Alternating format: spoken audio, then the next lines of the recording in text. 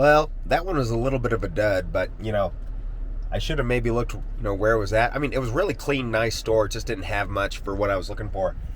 But it's right next door to Lucky Asian Massage, so... Well, the wife's getting ready to be in a wedding, and so I get about 5 hours to bourbon hunt in Mankato, Minnesota. So, our first place is MGM Liquors. Let's go check it out. They got the standard stuff. Haven't seen anything out of the ordinary yet, but we're going to go look. I saw that they have some stuff up front, so we're going to ask up there to see what they got. One thing that caught my eye, though, was this Broken Barrel. What do you guys know about that? I don't know anything. Let me know if I need to pick one of these up. Found a glass case here. Got some stuff here. Jacob's Pardon. But they got the new Larceny up there. Right there. So I might get that one. Looks like it's the C923, so it might be worth a try. Haven't tried it yet. The B batch was really good this year, so yeah, we'll try it. Let me know about this Wathins too. I got a bottle of that a while back. It's kind of funky. What do you guys think of that one?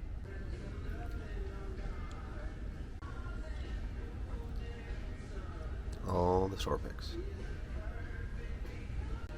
So that's what's awesome about the bourbon community. I just had a patron come up to me, just a guy, customer at the store, come up to me and he's like, don't grab that bottle. He's like, grab the New Riff pick. He's like, I'm on my 5th bottle. It's awesome. So guess I'm getting a bottle of New Riff too. Store pick. That's right. Next stop, PJ's Liquor Emporium. So yeah, they didn't really have anything I was really looking for within the store, and they had music blaring, and so there was copyright. But I did get to talk to the, staff, and he gave me a big story about how there was a guy that always would come in, never had his ID, so they always had to refuse him. And then finally, like, the owner's like, hey man, you can't keep coming in and trying to buy stuff. You don't have an ID. We just can't sell to you. The guy just lost his shit. And they said it was like a huge thing. And it's like, because I always ask, like, what's the craziest thing? He's like, I've only been working here 3 months. And I was like, that's pretty good for 3 months, man. I was like, there's probably going to be some more stuff that's just like that, but hopefully nothing too serious. But on to the next. Now it's time for high spirits liquor. By the way, Mankato has a bunch of different small liquor stores, so I'm trying to hit them all in the little bit of time I have. So if I seem rushed in anything I do, I apologize. I'm trying to get good stuff. Some of the stores just don't have much to offer for what my content's looking for. So, hopefully high spirits liquor has something. Funny enough, I got here and it opens up at 10. Checked it at 10. Door's locked. Another guy's in there. He's like, I don't know. And apparently they're just moving a little slow. So we'll find out if we actually get in or not. All right. So yeah, I went to High Spirits Liquor, and they didn't have much selection. Talked to the owner. Really nice guy, but he's like, I don't know anything about bourbon. This is a college liquor store. It's right next to Minnesota State University. He goes, I sell mostly beer and liquor. And he's like, so I don't know anything about it. So he's like, but he kind of pointed me. He's like, go to Cork and Key. They might have some stuff that might be a little bit more interesting for you. So I'm going there next. We're at Rush Liquor. Well, that one was a little bit of a dud, but, I should have maybe looked, where it was at. I mean, it was really clean, nice store. It just didn't have much for what I was looking for. But it's right next door to Lucky Asian Massage, so every once in a while I get kind of duped by Google. This is Cub Liquors. It's part of Cub Foods. It's a chain. So we're going to go take a look in here and see what we can find. Usually the main stores or stuff that has liquor stores that are connected to stuff usually don't have a big selection, but you never know. So here we go. I mean, Henry Kenna for 60. That's pretty nice to see. It's 105 at my place in Nebraska, so I don't need a bottle, but it's always nice to see that stuff.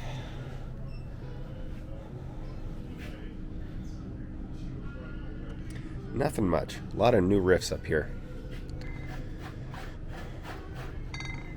Interesting. So, yeah. Kind of what I expected. Gotta go look for some rum for my wife, though. Here we go. We're at Cork and Key now. Yeah, kind of like you'd find out in Kentucky. Yeah. So that's how they make their stuff. So you get more of that Kentucky feel. Sure. Sure. Well, that's cool. And like Limestone Spring and all that stuff. That's Correct. have you tried any of them? I'm kind of interested. I have. I tried the whole line. Yeah. Some of them actually kind of tasted the same. Like, Yeah. That's how it goes. But, yeah, but I mean the rye, you can tell totally different. Yeah. I remember like the Stone's Throw, the Fence Jumper. Sure. Oh, the Giants of the Earth, of course, the one I'm out of. There's all these, and like some of these I don't see, and like where I'm from, we don't have a majority of the stuff you guys have. Like we don't have bakers, and like McKenna are so controlled and allocated there. Like at my home store, they got one bottle of Henry McKenna, and it was $105. Really? Yeah, and so I was like, I'll pass. And so and Baker's is 115 there. Wow. And it's just crazy where I'm at. And so coming up here, I get to see like the Blade and Bows and the new riffs. I don't get to see like Double Oak Peerless. We just got that. But I usually ask like, is there something I should look for here, or like, do you guys have store picks or anything like that that's interesting? I have a couple store picks right now. I have Ezra Brooks. Oh, a cast strength. Yeah. All right. That is actually really good. It almost gets kind of like this nutty flavor after a little bit. Oh, yeah, sure. And I know some of those can kind of get a little nutty. Yeah, and even after you take a drink and you like smell the glass, it gets like that really like charred oak barrel smell. Oh my goodness. It's pretty good. Cool. Yeah. I like that. And so like I like Baker's. You know, it's a solid, and can be a little nutty, you know, on some stuff. But well, I'll pick that one up for sure. We've got a rum right now. Really? Yeah, it's like really good. It's 2006. It was aged 8 years in oak barrels. Okay. And then flown overseas, and I think it was spent like another 8 years in other rum barrels. Okay, And sure. So I mean,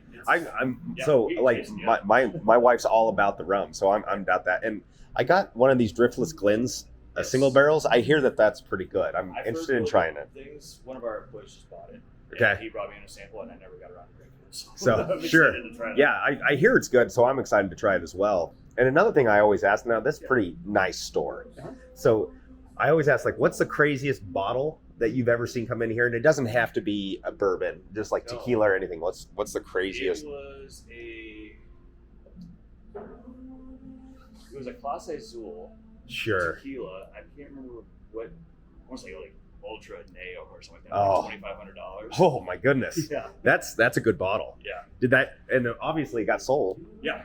I love tequila. Tequila's great. I love rum. I love it. Like, so I review a bunch of different stuff, and I also make just like different cocktails on my channel because I was a bartender for like 4.5 years. I did all that stuff, but now I'm a trophy husband, and so I only have to work part-time. So, but I'm interested in this rum that you're telling me about.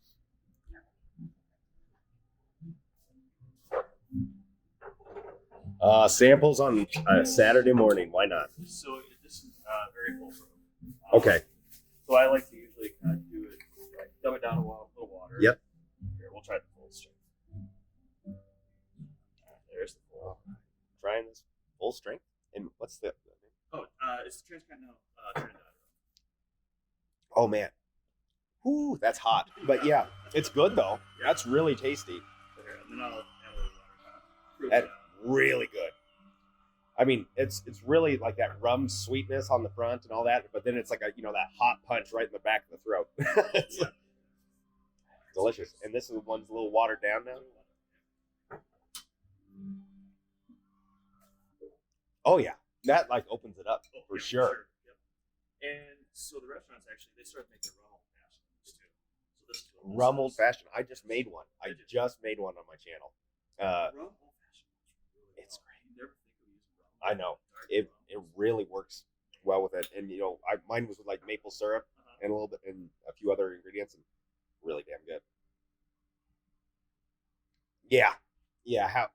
That rum old fashioned is pretty damn tasty. It's the way to go. It's pretty damn tasty. Yeah. Oh man, that's good. Now, you said that's barrel proof, and that is at 100 math. Yeah. 130 proof, roughly. Yep. That's good. It's delicious. Transcontinental rum. Check that out. That's delicious for sure. The last thing I usually ask: craziest thing that you've seen in a liquor store. Employees come in and wipe us out about $2,500 Oh, Yeah. that's the biggest I've heard. Yeah, That's the biggest I've heard. Recently, and what kills me, it was right over there, right above the camera. Yep. And it just happened to be the day that our license expired on the camera. So. Oh. Damn. License worked great for a whole 2 years. Yep. And then oh, that's brutal. The store pick. It's just like we're gonna have to get a bottle of that and try that. It's delicious. So they cleaned you out. It's very rude of them. Yeah. And it expired. The security camera expired. Yeah. Yeah. God, that sucks. Yeah. It's almost like they knew. You know? Right? It's crazy. But I appreciate all the help and getting to try something and getting me lit up on a Saturday morning. So I appreciate it, man. Well, obviously, Cork and Key was awesome. I spent way too much money there, but the guy sold it. I'm excited to try that rum and do an old-fashioned on Thirsty Thursdays. I just did one that was fall-inspired, but they have their own recipe, so I'm going to make light of that. So I just appreciate any time that people at liquor stores are willing to give me. So that was pretty awesome. It's hilarious how long I looked for that bottle, and now I find it everywhere. That's the 8-year. Calumet Farm 8-year. Now that's interesting. It's a cool bottle. I don't know much about that one. Here's that rock filter.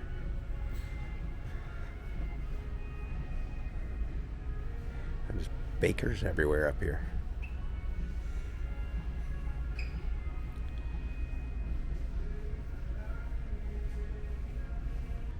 Walking Dead, Spirits of the Apocalypse. I mean, it's got to be good, right? 130.6. If I didn't have 1,000 of these bottles that I need to drink, I would pick up one. That's the best price I found on the single barrel. Yeah, it's about time to pick one up. 10 boards of a 46 board. Yeah. Will stay in the barrel, lay it down for 9 weeks, and then they Okay. bottle it. For us, they gave us 5 species of wood to play with to decide how we were going to make it. Like I said, we made it, sat for 9 weeks, and then they bottled it. When they tasted it, they thought it was going to be horrible because nobody does 6 days of the Right, baked American. American Pure. And so when they tasted it, when they bottled it, they were very surprised. Huh, so you kind of threw them for a loop Yeah, there. they came to Minnesota shortly after that, before we got the bottles. They were talking to the owner, and they said, you know, we thought it was going to be horrible, and it might be one of the best whiskeys to ever roll out of our door. This is your store pick, It's yep. a store pick. We were allowed to pick between 3 barrels for that one. That one is a real strong butterscotch forward nose on it. On the nose. On the nose. I mean, Oh. I've got one open, you can smell it. That is good. That's good. I like that one. That is. It That's does good. not drink like 109 proof. Yeah. That's weird. That's really sweet off the nose. That's a good drinker. That is a good drinker. I recommend it. Of course, I helped make it, but Right. I recommend it. You gotta be proud of your work. Kind of do. And that was an interesting story, too, because it was Knob Creek. Right. They didn't know we were coming in first. So they Okay. scrambled to get 3 barrels of bourbon together. Sure. Yep. We tried them. Another group tried our rejects because they were going to pick one Right. too. They tried the one that we picked too. And then when we looked at the heads, 2 of the casks that we tried from Mm-hmm. were in the same rick, touching each other. And so if you look at it, they were laid down the same day Yeah. because when you fill a rick, you fill it 1, 2, 3, Right, 4, 5. They had to be filled at the same time because you don't Right. fill one and let it sit on the dock Yep. for 6 weeks. Right. You fill it. You gotta put burn it- and put turn it. away. Kind of, yeah. So there should have been no difference between the 2 Mm-hmm. casks. Yep. No noticeable difference. Right. Because they're the same age, the same whiskey, Right. the same lot. The only difference is the tree that Yep. the wood grew in. It's kind of cool, but it was night and day difference. It was like It's- God blessed the one cask Yep. and just kind of glanced off the second Yep. cask. And that's the great thing about a single barrel or something like that is because it's a treat. It's like, it's different. Depending on how those staves put together, it could make a completely different drink. Is this still for sale? Yeah. Or do you I've still got- have some? I've got some right here. Well, I'll probably pick up a bottle of that for sure. I appreciate your time. I really do. And anything else I should look at here? Like just in general, that's we have several barrel picks throughout the store. okay. The Whistle Pig Piggyback, the Alpha Romeo. Sure. Romeo. Yeah. I just had somebody come back. They tried it, and he said it had a grapefruit flavor to it. Oh, really? Imagine putting a grapefruit in a bourbon bottle. Yeah. That's interesting. Just so unusual. Right.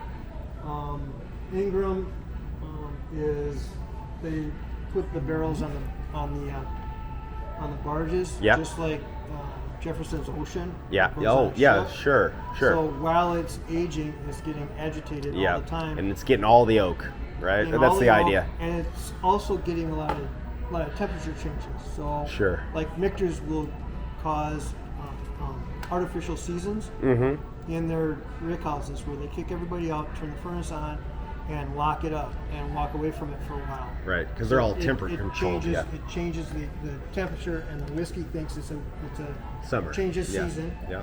So just like a pond in the fall and in Right. the spring, the water on the top goes to the bottom, the Yep. bottom goes to the top. Yep. The same thing happens in a barrel. The whiskey goes into the wood or it comes out of the wood. Well, that's where the depending color. on what season it is. Right. And so they're getting more turns on the barrel than you do in a year. Yeah. Because they've artificially Just a done natural that. aging. But it makes it a little smoother, makes it a little smokier. They're still held to the age statement. Yeah. They may get 20 turns on that 8-year whiskey Right. compared to Yeah. 4 Right. or 8 to Right. other people. So it's gonna cause the whiskey to taste and feel different in the mouth. Yeah. Yep. And I mean, there's some that the rapid aging stuff. It's sometimes it has kind of a different funk to it.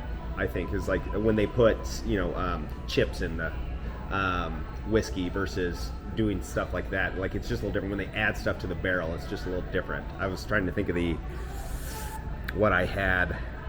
Good Times. I think Good Times was rapid aging some stuff, and it was good. It was just different. Like you knew that it wasn't like it's its own creature.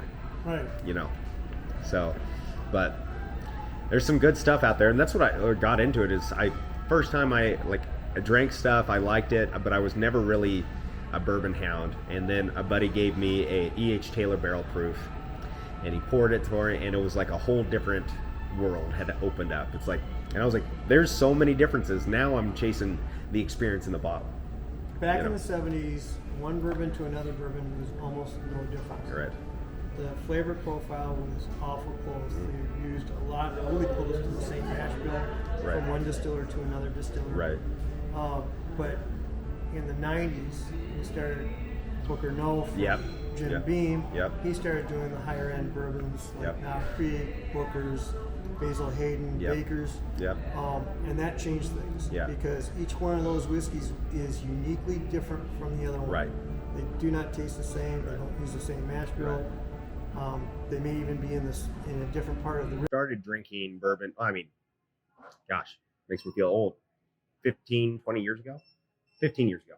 And I was picking Blanton's up for $50 because I thought it was a cool bottle. I didn't know anything about it, but it was my expensive bottle then, and I was just pulling it off the shelf. And then all of a sudden it's blown up, into this really popular thing. And now they want, this amount of money it's just not worth it, which is a shame because it's not bad whiskey, but it's not worth what they want for it.